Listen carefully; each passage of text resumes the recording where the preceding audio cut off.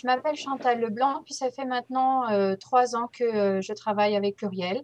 La communauté avec laquelle on travaille, c'est plutôt une clientèle immigrante qui vient principalement d'Afrique.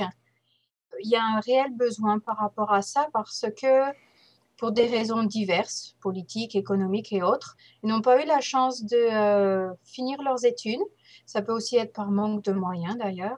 Et comme ils n'ont pas eu la chance de finir leurs études, il manque des bases que moi, en tant que formatrice en alphabétisation, j'essaie de leur donner pour leur permettre d'être plus à l'aise dans la vie de tous les jours et dans la communauté francophone, plus exactement. La clientèle donc avec laquelle on travaille, c'est la plupart d'entre eux avaient un emploi dans leur pays, hein.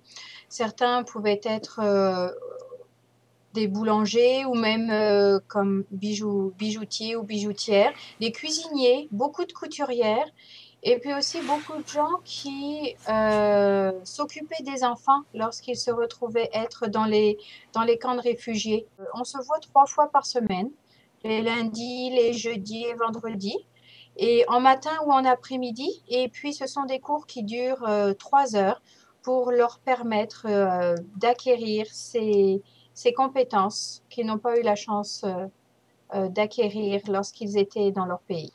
Et c'est important de les mettre en face de sujets ou de thèmes auxquels ils sont confrontés dans la vie de tous les jours, comme je peux donner comme exemple, comme savoir lire un ticket de caisse, savoir remplir un formulaire, savoir comprendre une note de l'école. Ça, c'est des choses qui sont très fréquentes puis auxquelles les participants sont vraiment très confrontés. Puis souvent, ils viennent avec leurs papiers puis ils me disent, ben, Chantal, est-ce que tu peux m'aider avec ça? J'ai reçu ça, puis je ne sais pas ce que je dois faire ou qu'est-ce qu'il faut que je fasse? Alors, ils ont besoin d'aide par rapport à ça. Alors, on va dire que même si les leçons sont préparées d'une fois sur l'autre, ben, on a toujours des matières ou des sujets différents parce que je ne peux jamais savoir à l'avance avec quoi la personne va arriver. Et puis des fois, c'est tout de suite qu'on a besoin d'avoir une réponse.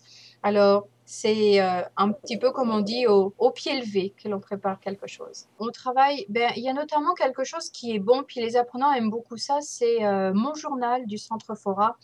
La raison pour laquelle les apprenants aiment beaucoup, c'est que à chaque parution, il y a un sujet qui laisse libre expression à l'apprenant et il peut écrire sur un sujet qui est donné.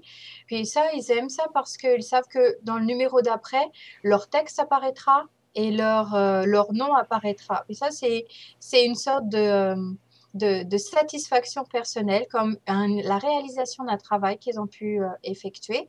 Et là, vraiment, c'est un vrai plaisir quand je leur donne le journal, puis je leur dis, ben, regardez, il y a votre nom qui est dedans. Puis quand ils voient leur nom, là, ils apprécient vraiment. Donc ça, mon journal, on travaille dessus pour lire les articles, pour faire toutes sortes d'exercices, mais la plupart du temps, ce sont du matériel que l'on a nous-mêmes préparé, puis toujours essayer de relier ça avec leur quotidien, la vie de tous les jours, ce à quoi ils sont confrontés. Parce que quand des fois, une chose toute simple, quand ils reçoivent toutes ces publicités à la maison, ben déjà, le tout, c'est de savoir quand est-ce qu'a lieu cette publicité, quand est-ce qu'il y a des rabais ou des remises sur les produits, savoir calculer ça. Est-ce que c'est plus important quand c'est dans les périodes de rabais ou c'est moins cher quand c'est en période normale? C'est juste des attentions à acquérir, en fait, qu'on n'a pas forcément. On voit un prix, puis on va peut-être pas forcément comparer avec un autre magasin. Puis il y a plein de choses que l'on peut faire avant d'acheter le produit sans que ce soit sur un coup de tête ou quelque chose comme ça. Bien ici, il y a beaucoup de personnes qui sont intéressées à poursuivre leurs études ou pour être en mesure de suivre une formation, notamment tout ce qui touche au domaine de l'enfance, que ce soit faire une garderie à la maison ou travailler dans une garderie, ou bien même l'autre domaine, il y a donc les enfants, comme je disais, mais aussi les personnes âgées, pour pouvoir travailler auprès des personnes âgées, que ce soit dans les foyers, que ce soit au niveau d'aide en soins de santé. Alors, ce sont des formations qui sont offertes ici, puis les gens sont intéressés par ça, mais pour pouvoir suivre ces formations, il leur faut un certain niveau de compréhension en français pour pouvoir réussir pleinement ces formations.